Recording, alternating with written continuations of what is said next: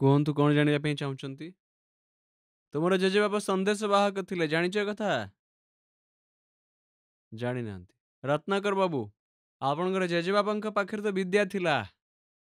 କାଳୀ ମାଙ୍କର କୃପା ଥିଲା ତାଙ୍କ ଉପରେ। କାଳୀ ମାତାଙ୍କୁ ପୂଜା କରୁଥିଲେ ଏବଂ ୟାଙ୍କର ଜେଜେବାପା ଜଣେ ସାଧକ ଥିଲେ।